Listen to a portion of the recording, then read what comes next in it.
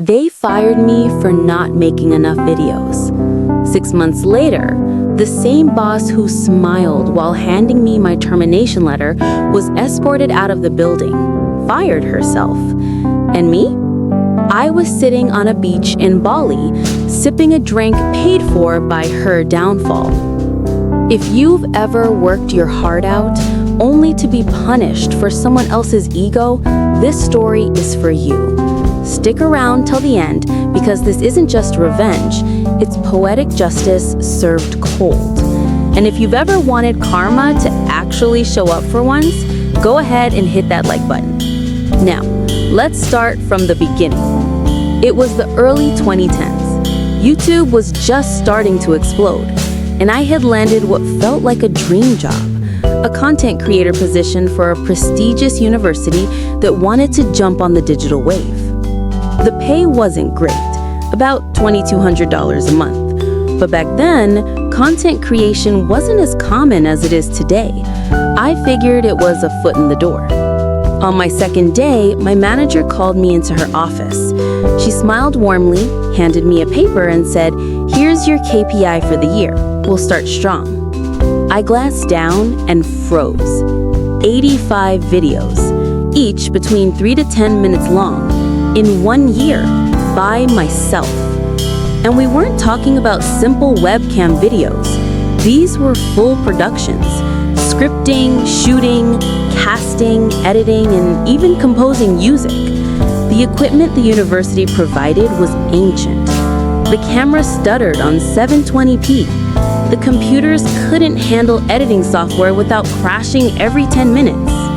So I used my own equipment, my camera, my editing setup, my sound gear. When I pointed out how impossible the goal was, she just smiled again and said, "Don't worry, focus on quality. The number isn't everything." That sentence, "the number isn't everything," would haunt me later. The first month went well. She was friendly, encouraging. I stayed late most nights trying to make the videos perfect. Then one morning, everything changed. She walked into the office, glanced at me, and her expression turned cold. No smile, no greeting, just, "I didn't know you smoked." I laughed awkwardly. Yeah, just during breaks. That was the last time she spoke to me normally. Overnight, she became a completely different person, nitpicking everything. The smell of smoke after my breaks, coming in 5 minutes late, even though I worked 4 hours of unpaid overtime almost every day, not answering my phone during lunch. I brushed it off at first. I thought maybe she was stressed or something personal was bothering her. But then one of my colleagues pulled me aside. "You told her you smoke?" she asked, face-palming. "Yeah. Why?" She hates smokers. She's tried to get people fired over it before. My heart sank. I realized that she wasn't just nitpicking, she was targeting me. Still, I kept my head down. I wasn't going to give her a reason to fire me. But it didn't matter. She was already setting the stage. 5 months in, I was called to the director's office. My stomach churned the moment I saw her sitting there, my manager, wearing that smug, tight-lipped smile. The director didn't waste time. "We're disappointed. You've only completed 30 videos out of your target of 85. I could feel my pulse pounding in my ears. "Sir, I've been working 6 days a week. I've done everything alone. Scripting, filming, editing. The videos are performing better than anything the university's posted before." He shook his head. "That's not the issue. The KPI was 85 videos. We're almost halfway through the year and you're far behind." My manager chimed in, her tone dripping with fake sympathy. "Maybe we need a professional production house, someone who knows what they're doing." I'll never forget the look on her face. Smug, victorious, already picturing my desk empty. That's when a light bulb went off in my head. See, part of my job was to maintain a database of local production houses, people we could call if we ever needed help for larger projects. And I knew she'd have no idea how to navigate that world with not me. So before I left, I made one small adjustment. I changed every contact number and email address in that database, all but one. That one belonged to a small production company run by a friend of mine, a talented young director who'd been struggling to land a big client.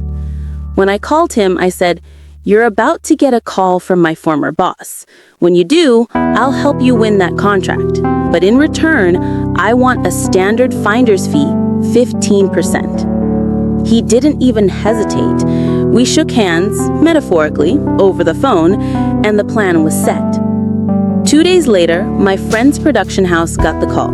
The university wanted them to pitch for a massive 6-month video project. I gave them everything. Insider details, preferences, presentation tips, even how to speak the director's language. And sure enough, when the meeting day came, they nailed it. They walked in confident, polished, and, most importantly, completely aligned with the university's content style. The director was impressed. My ex-manager, absolutely stunned. She couldn't understand how this tiny production house knew exactly what she wanted.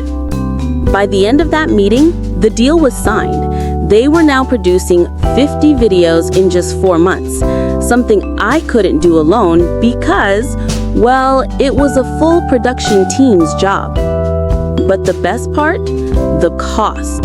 Each video was billed at 2 to 3 times my monthly salary. The total project cost? Over 10 times the original annual budget. And me? I received my 15% finder's fee, more than a full year's worth of pay. While they were working themselves into the ground to meet impossible deadlines, I was on a beach in Bali, watching the sunset, finally breathing again.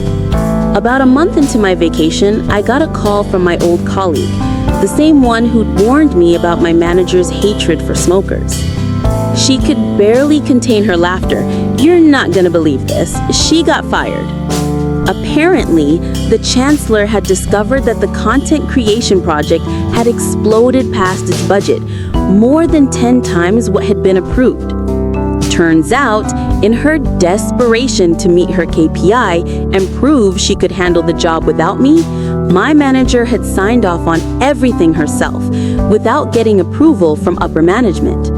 When the invoices started piling up, the director got called in too. He got chewed out by the chancellor for letting her run wild with the university's funds. My former manager tried to shift the blame, but it was too late. She was escorted out the same way she dreamed of watching me leave months before. And the cherry on top? My friend, the junior director who took the contract, got promoted to a full director role at his production company. So yeah, they fired me and I walked away with 15 months of salary, a tropical vacation, a new film school education, and the sweetest revenge I've ever tasted. You know, revenge doesn't always have to be loud or messy. Sometimes it's quiet. Sometimes it's just letting people dig their own grave and handing them the shovel. When you're underestimated, don't waste energy trying to prove your worth to those who refuse to see it. Just keep building, keep working, and let karma handle the rest. If this story gave you chills or made you smile just a little, hit that like button. And tell me in the comments, have you ever seen karma come full circle like this? Because remember, revenge might be best served cold, but success, that's the dessert that never gets old. Subscribe for more stories like this, and I'll see you in the next one.